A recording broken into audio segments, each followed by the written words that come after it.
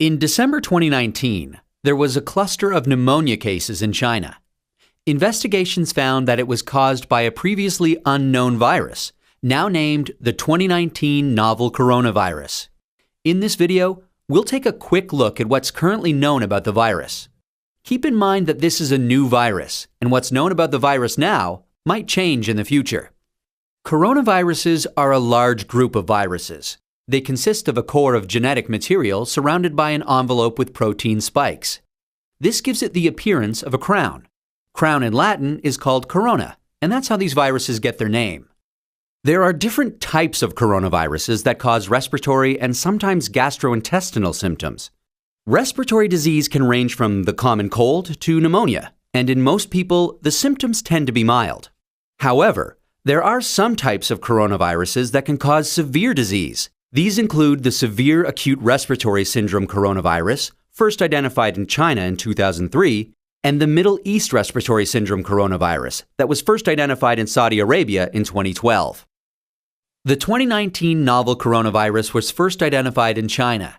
It initially occurred in a group of people with pneumonia who'd been associated with a seafood and live animal market in the city of Wuhan. The disease has since spread from those who were sick to others, including family members and healthcare staff. There are many cases at present, and the disease has spread within China and also to a number of other countries. So, where did the virus come from? It's known that coronaviruses circulate in a range of animals. Sometimes these viruses can make the jump from animals to humans. This is called a spillover and could be due to a range of factors such as mutations in the virus or increased contact between humans and animals.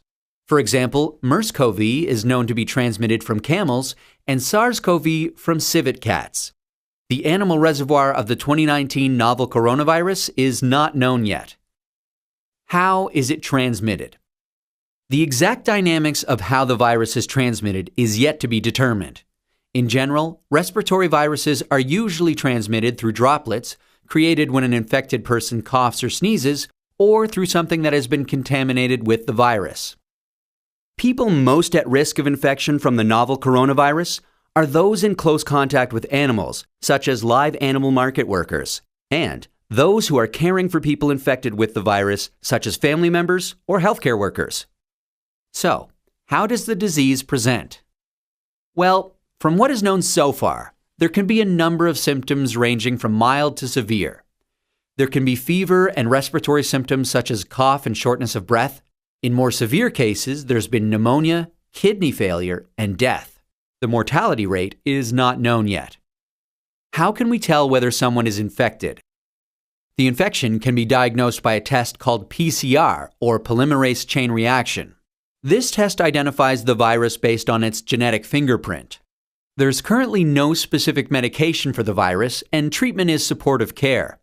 There's currently no vaccine to protect against the virus. Treatment and vaccines are in development. How do we prevent transmission of the virus? This new virus currently has a limited geographic spread. However, there are a number of standard hygiene practices that have been recommended to protect against infection and further spread. These include covering your mouth and nose when coughing or sneezing with a medical mask, tissue, or flexed elbow. Avoiding close contact with those who are unwell. The appropriate use of masks and personal protective equipment, especially in a healthcare setting. Washing hands regularly with soap and water or alcohol-based hand rub. Actions that can be taken to prevent infection from an animal source include avoiding unnecessary unprotected contact with animals, washing hands after contact with animals or animal products, and ensuring that animal products are cooked thoroughly before they're consumed. It's important to stay home if you're feeling unwell, but if you have a fever, cough, and difficulty breathing, seek medical care early and share your previous travel history with your healthcare provider. That's a quick look at this emerging infectious disease. Given that this outbreak is evolving rapidly, what's known about this virus can change. Please check the websites below for the most up-to-date information.